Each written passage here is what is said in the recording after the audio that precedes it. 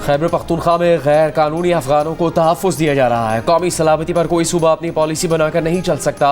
वफाकी हुकूमत के फैसले पर अमल करना पड़ेगा। वफाकी वज़ीर दाखिला मोहसिन नकवी का दो टोक पैगाम। गैर अफगानियों को निकालने की जिम्मेदारी इलाका SHO को देने का ऐलान।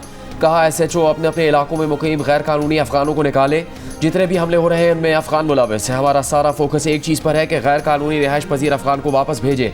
वज़ीर दाखिला ने सोशल मीडिया पर जाली खबरें फैलाने वालों को भी खबरदार किया। कहा कोई बैरून मुल्क बैठ कर कह रहा हो कि इदारों में मसला चल रहा है तो उन्हें बता दें कि वो बहुत जल्द वापस आ रहे हैं। उन्हें जल्द सारी बातों का जवाब देना होगा। वज़ीर दाखिला ने अफगानिस्तान के नायब वज़ीर आज़म मुल्ला बरदर के बयान पर रद्द-ए-अमल देते हुए कहा कि वो तारीख की बात ना करें। हमें सब मालूम है अफगानिस्तान के पास अभी भी ऑप्शन है कि वो दहशतगर्दों को लगाम दे, हमारे मुतालबात का जवाब दें।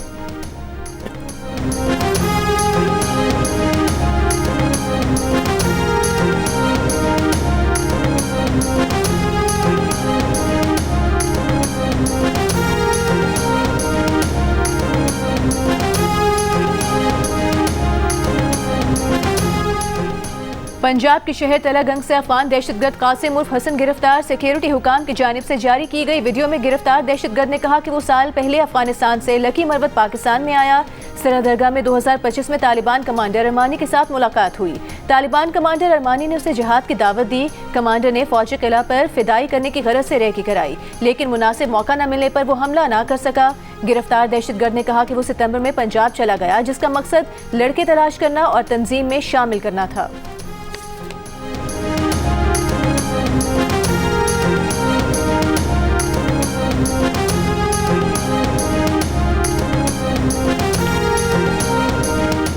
लकी मरवत के इलाके मुकमिल अहमद ज़ही में पुलिस मोबाइल पर खुदकुश हमला। एक पुलिस एहलकार शहीद, 6 जख्मी। पुलिस के मुताबिक दोनों हमलावर सड़क किनारे खड़े थे। पुलिस मोबाइल करीब आने पर एक ने खुद को धमाके से उड़ा लिया। हमलावर 2 थे, एक फरार हो गया जिसकी तलाश जारी है। धमाके के बाद इलाके में सर्च ऑपरेशन जारी।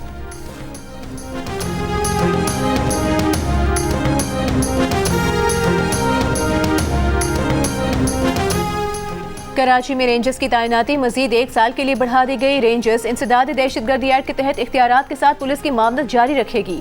सिंध काबीना के इजलास में फैसले की मंजूरी। तर्जुमान वज़ीर आला सिंध के मुताबिक सिंध रेंजर्स की तैनाती की नई मुद्दत 9 दिसंबर 2025 से मौसर होगी।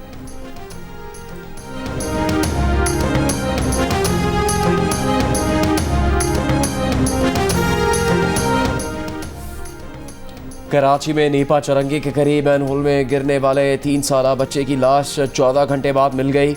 लाश 1.5 किलोमीटर दूर नाले से मिली। बच्चे की लाश अस्पताल मुंतकिल। मकामी अफराद का सरकारी हुकाम की जानिब से गफलत बरतने और बरसाती नाले को सूरज के नाले में बदलने का इल्ज़ाम। गटर का ढक्कन काफ़ी अरसे से न होने की भी शिकायत की। कहा वाक़या 9:30 बजे के करीब पेश आया। सरकारी हुकाम को 40 से ज़्यादा कॉल्स और ईमेल्स की। सुबह तक सिर्फ BRT के एक इंजीनियर ने रब्ता किया। बच्चे के वालिद का कहना है कि गुज़श्ता रात डिपार्टमेंटल स्टोर आए थे, शॉपिंग करके निकले तो बेटा हाथ छुड़ाकर भागा और मोटरसाइकिल के करीब मैनहोल में गिर गया। पुलिस के मुताबिक बच्चे के अहल खाना जिस तरह कानूनी कार्रवाई चाहेंगे की जाएगी।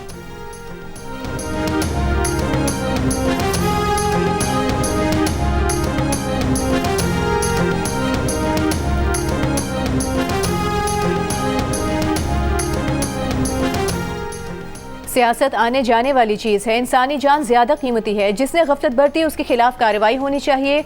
सीनियर सूबाई वज़ीर शर्जील मेमन का सिंध असम्बली से खिताब। कहा यह वाक़या मुजरिमाना गफलत है। अफसरान को अपने दफातर से निकल कर चेक करना चाहिए कि कहाँ क्या कमी है। वाक़े के जिम्मेदार का तयन ज़रूर होगा। अफसोसनाक वाक़े पर हर आंख अश्कबार है। 3 साल के इब्राहिम के अहले खाना के गम में शरीक हैं।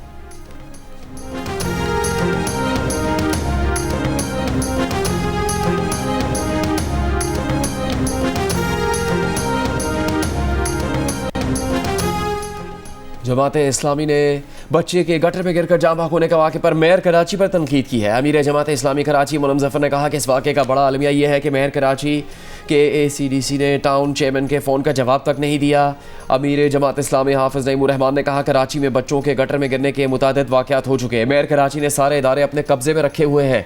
मेयर कराची मुर्तज़ा वहाब का मैनहोल में बच्चे के गिरकर जाम होने और सरकारी मशीनरी ना मिलने की तहकीकात का ऐलान। वालिदैन से इज़हार ताज़ियत। मीडिया से गुफ्तगू में कहा जिस मैनहोल में बच्चा गिरा वो बरसाती नाला है। मैनहोल पर कवर नहीं था, लेकिन वाटर कॉरपोरेशन को इसकी कोई शिकायत नहीं मिली। इंक्वायरी करवाएंगे कि मैनहोल कितने दिन से खुला था या उसे खोला गया था।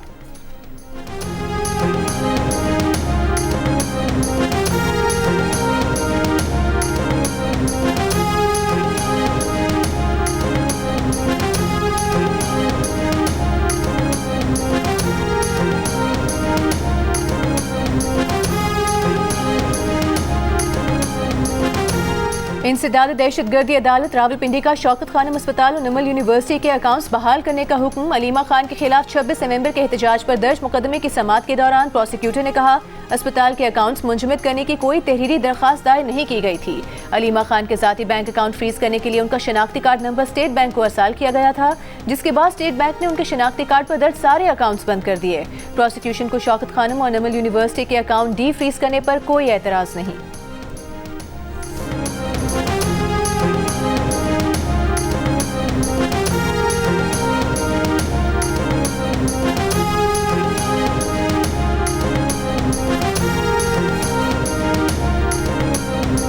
वज़ीर आज़म शहबाज शरीफ 4 रोज़ के दौरे बरतानिया के बाद वतन वापस रवाना। वज़ीर आज़म के खसूसी तैयारे ने लंदन के लुटन एयरपोर्ट से टेक ऑफ किया। वज़ीर आज़म आज रात गए दारुल हुकूमत इस्लामाबाद पहुँचेंगे।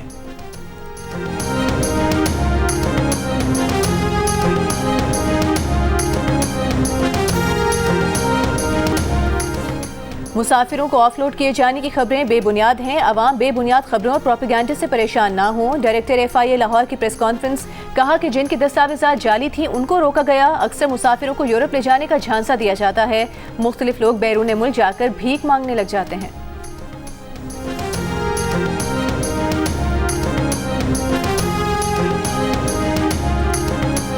वज़ीर ख़जाना मोहम्मद औरंगज़ेब ने कहा कि तेज़ी से बढ़ती आबादी के दबाव ने मुआशी इस्तेहकाम को चैलेंज बना दिया। पायदार मुआशी तरक्की के लिए आबादी और वसाइल में तवाज़ुन ज़रूरी है। पॉपुलेशन समिट से खिताब में वफाकी वज़ीर एहसन इकबाल ने कहा बढ़ती आबादी माली वसाइल पर बोझ है।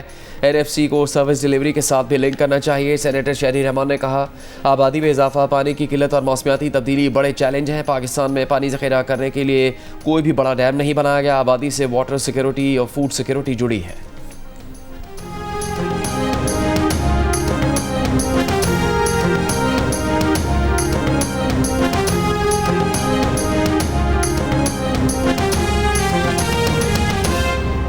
बहुत शुक्रिया जनाब स्पीकर। मैं खैर मकदम करता हूँ बैरिस्टर गौर साहब ने जो बात की और उन्होंने बड़े तहम्मुल और बुर्दबारी से इस बात का इजहार किया कि पार्लिमान की जो इज़्ज़त, तकरीम, हुर्मत है वो हम सब को अज़ीज़ है। मैं उनका कुलीग और भाई होने की हैसियत से ये भी ज़रूर अर्ज़ करूँगा कि आपने कहा कि हमें दीवार के साथ मत लगाएं। देखें, वज़ीर आज़म ने हल्फ लेने के बाद जो पहली बात की, जब 2022 में एक आइनी तरीके से तहरीक अदम एतमाद कामयाब होने के बाद वो यहाँ पे खड़े हुए, तारीख़ बता रही है और तारीख़ बताती रहेगी कि आप लोगों का फ़ैसला गलत था, असम्बली छोड़ के जाने का, आपने उसकी कीमत अदा की। कुछ बातें हैं जो हमें करनी चाहिए, तारीख़ के झरोकों से हमें सबक हासिल होते हैं। आप अगर पॉलिटिकल डिसीजन लेते, ऐवान के अंदर रहते, तो मामलात शायद उस हद तक ना जाते। आपने स्पेस खुद छोड़ी। आपने पाकिस्तान के अवाम का खैर अंदेश बनने की बजाय, खैर ख्वाह बनने की बजाय, आपने अपनी हुकूमत को, इक़्तिदार को तरजीह दी और आपने उसको अना का मसला बना के कहा कि हम नहीं खेलते, जाएं। सियासत ये नहीं है। सियासत और फिस्तायत में एक ही फ़र्क है कि सियासत में आप दलील से, डायलॉग से कायल करते हैं, फस्तायत में कहते हैं कि ताकत से करेंगे, बज़ोरे बाजू करेंगे, डंडा से करेंगे। नहीं चलेगा। खुरब साहब सुने, हम बड़े आप माशाल्लाह मेरे वकील भाई हैं, छोटा भाई है, सुना करें। लुकमे देने से तारीख़ नहीं बदलेगी। लुकमे देने से ये भी नहीं बदलेगा कि इस कुर्सी को, जिसको आज आप जिसकी तरफ उंगली उठा रहे हैं, एक आइनी अमल को रोकने के लिए उस कुर्सी में बैठ के आपने मुंतखब ऐवान तहलील कर दिया था, 2 मिनट पे तहलील कर दिया था। ये तारीख़ माफ़ नहीं किया करती। जो गलतियां हमने की हैं उनकी माफ़ी भी नहीं मिलेगी, जो इधर से हुई है उनकी माफ़ी भी नहीं मिलती होती। और history is always very reckless. ये आईना होता है, वही मुंह नज़र आता है जो लेके जाते हैं आप उसके सामने, वही करतूत नज़र आते हैं जो किए होते हैं। तारीख़ को जज करने दें। लेकिन मैं फिर एक दफ़ा वज़ीर आज़म पाकिस्तान मियाँ शहबाज शरीफ की वो बात दोहराता हूँ कि पाकिस्तान हैं तो हम सब हैं। पाकिस्तान चलेगा तो इमरान खान को भी आस रहेगी कि शायद वो दोबारा इक़्तिदार में आ जाए। पाकिस्तान रहेगा तो पाकिस्तान पीपल्स पार्टी, पाकिस्तान मुस्लिम लीग नून, तहरीक इंसाफ, मुत्तहिदा कौमी मूवमेंट, दीगर जमातें जो हैं वो सियासत करेंगी और मुल्क को चलाने के लिए ये वो जंक्चर्स होते हैं तारीख में जहाँ पे आपको इकट्ठे मिलके थोड़ा सोचना पड़ता है, ना कि आप सिर्फ अपनी बात करते हैं, उस पर खड़े हो जाते हैं। शहीद जुल्फ़िकार अली भुट्टो को फांसी के फंदे पे ले जाया गया, लोगों ने एहतजाज ज़रूर किया लेकिन उसकी लिमिट्स थी, उसमें रह के किया। मोहतरमा बेनज़ीर भुट्टो साहिबा को शहीद कर दिया गया। आग लगी मुल्क में, पार्टी रहनुमा आगे आए, उन्होंने हाथ जोड़े, उन्होंने कहा मुल्क को चलने दो। मियां नवाज शरीफ को 2 दफ़ा इक़्तिदार से निकाल के बाहर किया गया। हमने तो नहीं कहा कि हम सरकारी असला लेके, सरकारी गाड़ियां लेके, सरकारी शब-शबा के साथ, सरकारी प्रोटोकॉल्स के साथ दारुल खिलाफे पे हमले करेंगे। मैं, असद कैसर साहब मेरे भाई हैं, मेरे से ज़्यादा तजुर्बाकार हैं, कानून को समझते हैं, स्पीकर की चेयर पे रहे हैं। असद कैसर साहब, गवर्नर राज जो है वो मार्शल लॉ की कोई शक्ल नहीं है, आइन में दिया है, फ्रेमर्स ने दिया है। 232 से 234 तक बैरिस्टर गौर खान बैठा हुआ है। अगर वो हालात होते हैं तो ये एक आइनी अमल है। हाँ, गैर आइनी अमल ये है कि आप पुलिस के डाले आगे पीछे ले जाके, फायर ब्रिगेड की गाड़ियों के ऊपर वर्कर टोपियों वाले बिठा के, सरकारी क्लाशन कोफे लहरा के इस्लामाबाद पे हमला करें, वो गैर आइनी है। माफ़ी दीजिएगा मुझे इन बातों की, लेकिन ये बातें हमें करनी है, आज हमें ऐवान में करनी पड़ रही हैं। ये कर लिया ना, 2 मेंबरान ने आपकी तरफ से बात कर लिया, दैट इज गुड इनफ। यहाँ से भी एक ने बात किया नहीं दे। सर, आप सारी बातों का जवाब दें। स्पीकर साहब, मैं सिर्फ ये हाथ जोड़ के ये इस्तदा करता हूँ कि पहले गलतियाँ बहुत हो चुकी हैं, गलतियाँ आपने भी की हैं, अपने दौरे इक़्तिदार में गलतियाँ हमसे भी हुई होगी या कर रहे होंगे, लेकिन इंट्रोस्पेक्शन भी किसी चीज़ को कहते हैं ना, अपने दामन में भी हमने झांकना है। हम तो समझते हैं कि हमारे साथ भी जो होता रहा था उस पे हमने उस लाइन को क्रॉस नहीं किया और करना चाहिए भी नहीं। वो मौलाना कौसर नियाज़ी ने कहा था कि इक़्तिदार का लफ्ज़ जो है, इसको ज़रा देखें कि इसके हिज्जे और हिस्से क्या हैं, उसी में सारा सब क्या इस मुल्क की सियासत का, कि जब आप इक़्तिदार से निकल के, जब वो कहते हैं जी पहला हट जाता है तो फिर सीधा दार नज़र आता है आपको। हमें ये फ़िलॉसफी चेंज करना है और ये एक जमात चेंज नहीं करेगी, ये सब ने मिल के चेंज करना है। हम तो वो आशुफ्ता सर हैं जिन्होंने वो मट्टी की मोहब्बत में वो कर्ज भी उतारे हैं जो वाजिब नहीं थे। ये जो शहादतें और कुर्बानियाँ यहाँ बैठी 2 जमातों ने भी दी हैं वो भी कम नहीं हैं, जेलें हमने भी काटी हैं, ठंडी ज़मीनों के ऊपर हमारे बुज़ुर्गों को भी सुलाया गया और उनकी भी बेतौकीरी की गई। हस्पतालों से गिरफ्तारियां यहाँ से भी हुई हैं, लेकिन इन बातों को दोहराने का फ़ायदा नहीं है। आगे की सोचे सर, चलें अब आगे चले। सर, मैं इलेक्शंस की बात बार बार होती है, मैंने बारहा ये कहा है कि 2013 में भी यही कहा गया। आपके कहने के ऊपर धरने देने के बाद, पता नहीं क्या क्या होने के बाद, पाकिस्तान के गैर मुतनाज़ा तरीन चीफ जस्टिस नासरुल मुल्क साहब ने इंक्वायरी हेड की। आपकी ख्वाहिश के मुताबिक इंक्वायरी कमीशन बैठा, एक बाइज़्ज़त मुनसफ बैठा और उन्होंने वो क्लीन चिट दी। तो फिर क्या निकला? ये ज़्यादा बेहतर नहीं था आपस में बैठते? अभी भी आप रोज़ 2024 की बात करते हैं, फरवरी के इलेक्शंस की। आपने 90 से ज़्यादा पटिशन्स की हैं, 70% से ज़्यादा उसमें से फ़ैसला हुई हैं। खैबर पख्तूनख्वा में जो लोग जीते हुए उनके हक़ में हो रहा है, सिंध में जो जीते हैं, पंजाब में जीते हैं, जहाँ पे 1-2 हल्कों पे नज़र आया वहाँ पे ज़िमनी इलेक्शन अनाउंस कर दिए गए हैं। तो भाई एक लीगल आइनी मैकेनिज़्म है, या तो आप फिर उसको ना मानते, आप बैठते ना।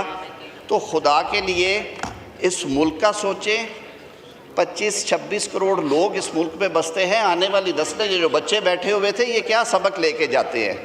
स्पीकर साहब, तो आप कोई ऐसी बात करें जिसमें कि आप लोग बैठ के आपस में बात करें कि हमें सलूशन क्या है। मैं सर फिर दोहरा रहा हूँ कि वज़ीर आज़म पाकिस्तान मियाँ शहबाज शरीफ साहब ने एक दफ़ा नहीं बारहा कहा है, हमारे पीपल्स पार्टी के दोस्त भी यही बात करते हैं कि सियासत का एक उसलूब है, और उसलूब ये है कि आपने मिल बैठ के मामला हल करने हैं, तय करने हैं। जो मैंने अर्ज़ की है, चढ़ाइयाँ करने से, जुलूस लेके आने से, धमकियाँ देने से ऐवान फतह नहीं होते सर। ऐवान इंशाल्लाह ये पाकिस्तान के अवाम का मुंतखब ऐवान है, ये इसी तरह रहेगा।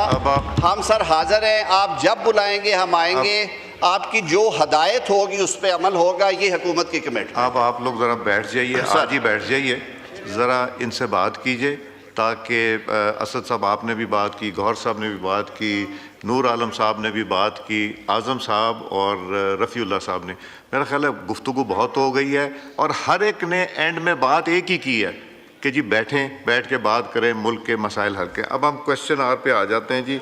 शाहिदा रहमानी साहिबा, नहीं बस हो गया, प्लीज़, नहीं हो गया।